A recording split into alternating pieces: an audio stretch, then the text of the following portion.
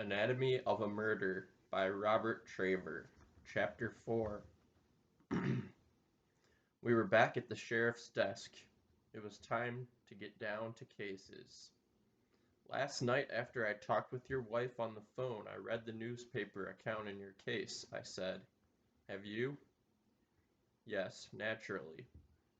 Is it substantially correct? Yes.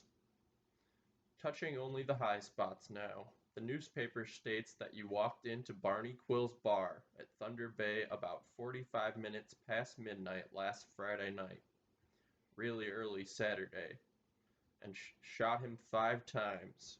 That you drove in your car back to your house trailer in the Thunder Bay Tourist Park.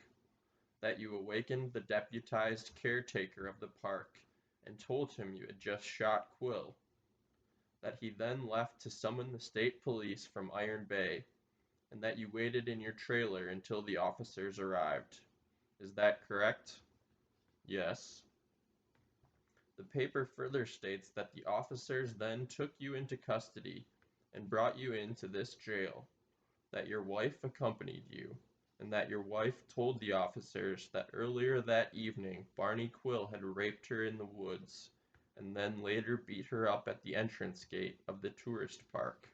Correct? Yes.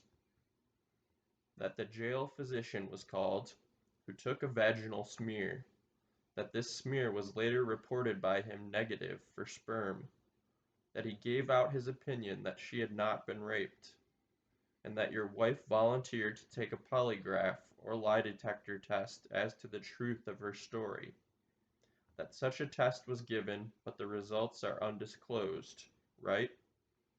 Yes.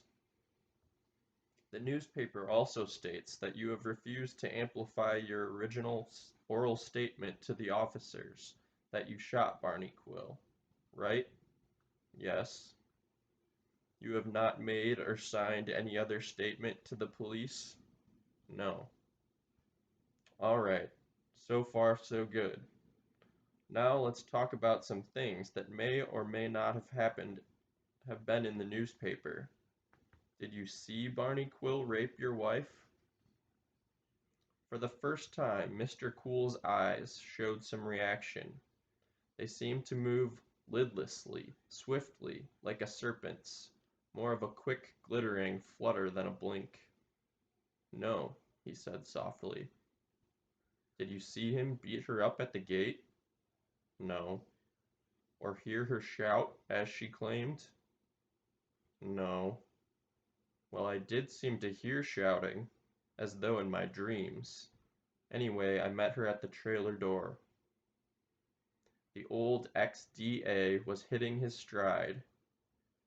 So the first time you learned of the attacks on your wife by Barney was when she told you about them.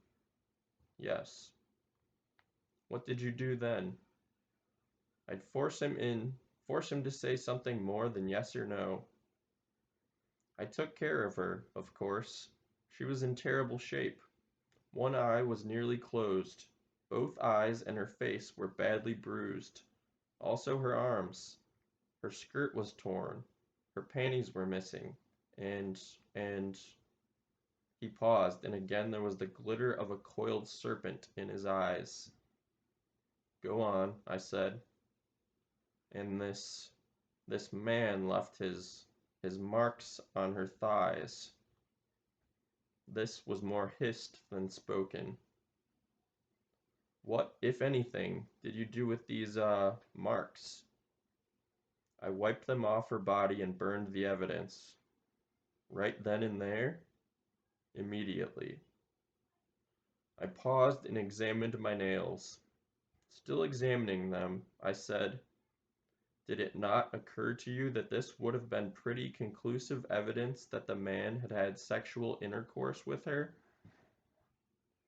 His dark eyes seemed to wall up and cloud over.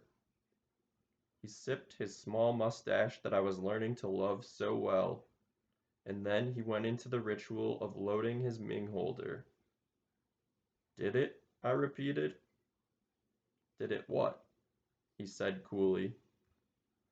It was no time for evasions. Did it not occur to you that you were destroying the best evidence that Quill had laid her? I never thought of that, he blurted, almost flinging the Ming holder from him. I couldn't stand the sight. I I couldn't get rid of it fast enough. Did this happen before or after you shot Barney Quill? Before. Hmm. How long did you remain with your wife before you went to the hotel bar? I don't remember. I think it is important, and I suggest you try. After a pause, maybe an hour, maybe more, maybe, maybe less, maybe. I paused and lit a cigar. I took my time. I had reached a point where a few wrong answers to a few right questions would leave me with a client, if I took his case, whose cause was legally defenseless. Either I stopped now and begged off and let some other lawyer worry over it, or I asked him the few fatal questions and let him hang himself. Or else, like any smart lawyer, I went into the lecture. I studied my man, who sat as inscrutable as an Arab, delicately fingering his Ming holder, daintily sipping his dark mustache. He apparently did not realize how close I had him to admitting that he was guilty of first-degree murder. That is, that he feloniously, willfully, and of his malice aforethought did kill and murder one Barney Quill. The man was a sitting duck. It was tempting for me to ask the fatal question, sorely tempting for me to let this cool bastard boil in the oil of his own lardy ego. Why should I barter my years of experience to try to save this Mr. Cool? Why, oh why, indeed? It was a nice question, and I sat there pondering it. Was it because I saw a chance to beat this case, and at the same time beat Mitch Lodwick?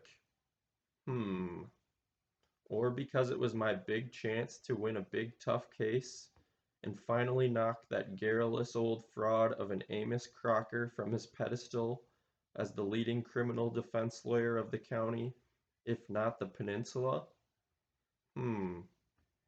Was it because I was running for Congress against Mitch, and this was my opportunity not only to beat him, but to demonstrate by dramatic contrast our relative capabilities? More dimly, but there.